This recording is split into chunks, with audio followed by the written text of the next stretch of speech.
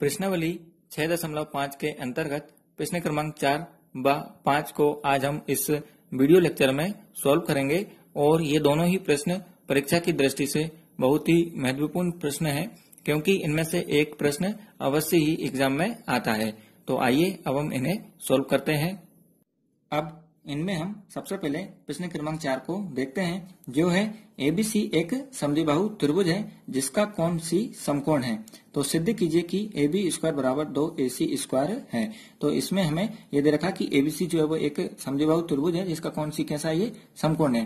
तो सिद्ध कीजिए कि AB स्क्वायर बराबर 2AC स्क्वायर है। तो इसके लिए हम सबसे पहले एक चित्र बनाते हैं और चित्र में हम देखते हैं कि कौन सी जो है ये हमने समकोण बनाया है और ABC ये जो हमने त्रिभुज बनाया है ये एक समद्विबाहु त्रिभुज है। अब समद्विबाहु त्रिभुज की एक विशेषता होती है कि उसकी दो भुजाएं जो होती हैं वो आपस में बराबर होती हैं, लेकिन कर्ण को हम छोड़ देते हैं। तो 90 डिग्री सामने वाली भुजा कर्ण इसको हम छोड़ देंगे, तो ये दोनों जो भुजाएं होंगी ये हमारे कैसे हो जाएंगी, आपस में बराबर हो जाएंगी। अब हम इसी को ही लिखकर सबसे पहले बताएंगे कि दिया है करके हम सवाल की शुरुआत करते हैं कि त्रिभुज ABC एक समद्विबाहु त्रिभुज है।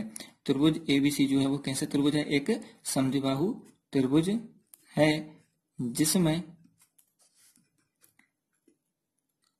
जिसमें कौन सी समकोण है। तो कौन सी का मान कितना हो जाएगा, ये 90 डिग्री हो जाएगा। और हमारी जो दो भुजा हो जाएंगी AC और BC ये आपस में कैसे हो जाएंगी, बराबर हो जाएंगी। इसे भी हम लिख देंगे कि AC बराबर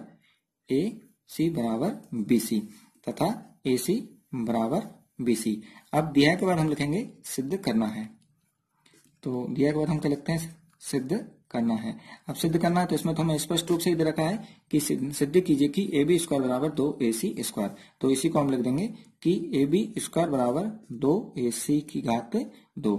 अब सिद्ध करने के बाद उत्पत्ति, इसमें हम रचना को नहीं लिखेंगे। तो हम किस पे आ गए हैं, ये उत्पत्ति। अब उत्पत्ति के लिए हम लिखेंगे कि त्रिभुज ACB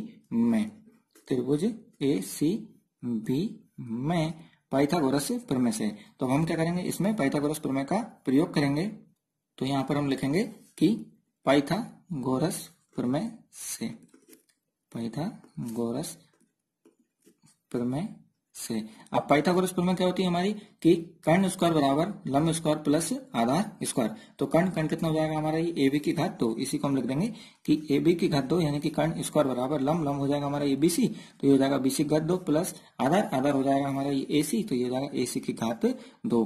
अब हमने देखा है कि हमें ये मान दिया है AC बराबर BC, यानी AC और BC के मान आपस में कैसे हैं, बराबर हैं। तो हम क्या करेंगे कि BC को हटा के उसकी जगह पे उसका मान AC को लिख देंगे। तो BC की जगह पे हम उसका मान लिख देंगे ये AC। तो ये हो जाएगा AC की घात 2 प्लस AC की घात 2। यहाँ हम कोष्टक में लिख देंगे कि AC बराबर है किसके, ये BC के, यानी BC और AC के मान जो है आपस में कैसे हैं, ये बराबर हैं। अब हम यहाँ पर देखते हैं, यहाँ भी AC की घात 2 है और यहाँ भी AC की घात 2 है। तो एक और एक कितने हो जाएंगे, ये 2। तो हम क्या करेंगे, इन्हें जोड़ देंगे और यहाँ लिख देंगे कि एक और एक कितने हो जाएंगे, ये 2। तो ये हो जाएगा 2AC की घात 2। और यही जो है हमें सिद्ध करना था कि AB की घात 2 बराबर 2AC की घात 2। यही जो है हमें ये सिद्ध करना है। अब इसके बाद हम प्रश्न क्रमांक 5 को सोल्व करते हैं। अब हमारा जो प्रश्न क्रमांक 5 है वह है ABC एक समद्विबाहु त्रिभुज है जिसमें AC बराबर BC है। तो ABC कैसा त्रिभुज है, ये एक समद्विबाहु त्रिभुज है। तो समद्विबाहु त्रिभुज वे त्रिभुज होते हैं जिनकी दो भुजाएं कैसी होती हैं, आपस में बराबर होती हैं। और वो दोनों भुजाएं हमें दे रखी हैं यहाँ पर AC और BC, और ये दोनों आपस में कैसी हैं, बराबर हैं। और हमें दे रखा है इसमें कि यदि AB की घात 2 बराबर 2AC की घात 2 है तो सिद्ध कीजिए कि ABC एक समकोण त्रिभुज है। तो इसके लिए अब हम सबसे पहले क्या करेंगे कि एक त्रिभुज बना लेंगे। और त्रिभुज के अंदर अब हम देखते हैं कि त्रिभुज हमारा क्या है, ये ACB। और इसके अंदर जो हमें दो भुजाएं दे रखी हैं, ये AC और BC, ये दोनों आपस में कैसी हैं, बराबर हैं। और इसी को अब हम लिखते हैं। तो सबसे पहले हम लिखेंगे कि दिया है। अब दिया है हमें क्या दे रखा है इसके अंदर कि ABC एक समद्विबाहु त्रिभुज है।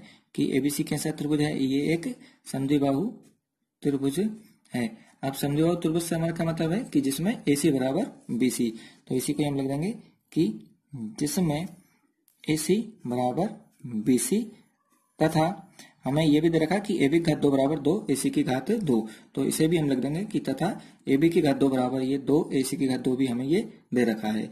अब दिया है के बाद हम क्या लिखेंगे कि सिद्ध करना है, तो ये सिद्ध करना है। अब सिद्ध करना में हम देखते हैं कि सिद्ध कीजिए कि एबीसी एक समकोण त्रिभुज है, तो इसी को हम लिखेंगे कि ए बी सी एक समकोण त्रिभुज है। ये हमें क्या करना है, सिद्ध करना है। तो यहाँ पर अब हम चित्र में देखते हैं कि अगर ये चित्र के अनुसार एबीसी अगर ये एक समकोण त्रिभुज हो तो ये जो कोण सी है ये कितना डिग्री का आना चाहिए, 90 डिग्री का आना चाहिए, यानी कि कोण सी का मान कितना आना चाहिए, 90 डिग्री आना चाहिए। अब इसके बाद हम उत्पत्ति को देखते हैं।